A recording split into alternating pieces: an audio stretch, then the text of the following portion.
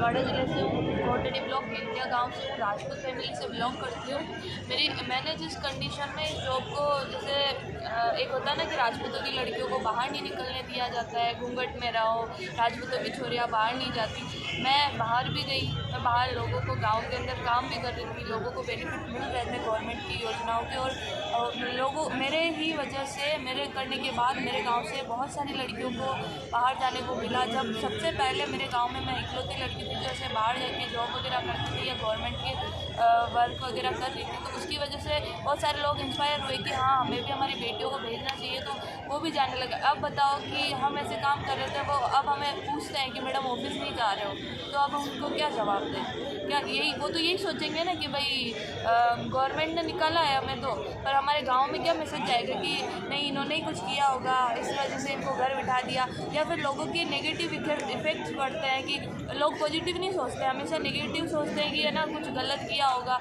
उससे क्या दूसरे भी होंगे कि यार नहीं, हमें भी नहीं भेजना चाहिए।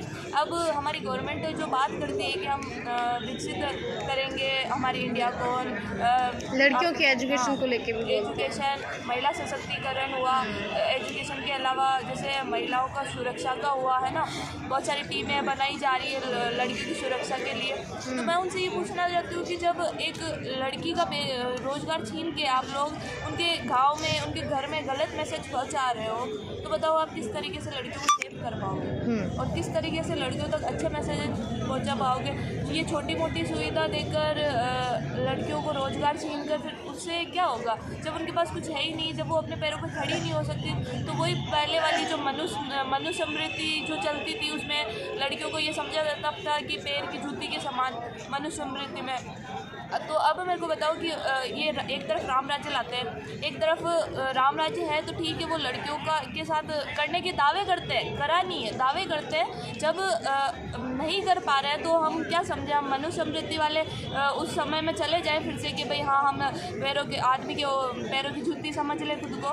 नहीं, क्योंकि हमें भी खुद को कुछ करना है, क्योंकि आज के टाइम पे ऐसा तो है नहीं, कोई किसी पे डिपेंड नहीं रहना चाहता। सबसे बड़ी बात, खास कि ये लड़कियां को जैसे अबला बताया जाता है, नारी कमज़ोर बताई जाती है, उसके लिए जैसे नारियां वैसे कमज़ोर होती नहीं है, उनको बोल बोल के या एक सांस्कृतिक मतलब एक परंपरा बना दी गई है कि भाई नारियां कमज़ोरी होती है, नारियां कुछ ही नहीं कर पाती। अरे उनको एक बार मौका तो दो। जब आप उनके हाथ से एक बार जो है उन्हीं को छीन लोगे तो वो करेगी कहाँ से? जब छीन के कोई गलत मैसेज जा रहा है, आज मैं यहाँ पे बैठी हूँ तो मुझे पता है कि मैं किस तरीके से अपने परिवार वालों को हैंडल कर रही हूँ। घर वाले भरोसे नहीं करते कि इतने दिन तक मतलब धरने चलते हैं, कि एक वक्त के लिए तो ऐसा लगता है कि यार नहीं, छोड़ के चला जाना चाहिए। दूसरी तरफ ये लगता है कि अगर छोड़ के चले गए ना तो लोगों पे गलत इफेक्ट पड़ेंगे मेरी वजह से। मेरा तो हुआ जो हुआ, पर मेरी वजह से मेरे जो पीछे लड़कियां काम कर रही है ना, उनको भी घर पे बिठा देंगे, और मैं ये नहीं होने दूँगी। मतलब कुछ भी हो जाए, बहुत मुश्किल से मैंने खुद ने बहुत मेहनत की है, सच बता रही हूँ। मेरा पूरा गाँव राजपूतों का है और उसमें से सबको पता है, ऑल इंडिया और राजस्थान सब जानते हैं कि राजपूतों की लड़कियाँ बाहर नहीं निकलती, काम नहीं करती, और अब जो कर रही है ना, तो ऐसे में घर बैठ गई तो उन पर बहुत इफेक्ट पड़ेगा। मेरे साथ साथ वो बहुत सारी लड़कियों को बेरोजगार कर रहे हैं। तो अब बस उनसे रिक्वेस्ट है मेरी, हाथ जोड़ के कि वापस से हमारी बहाली कर दें।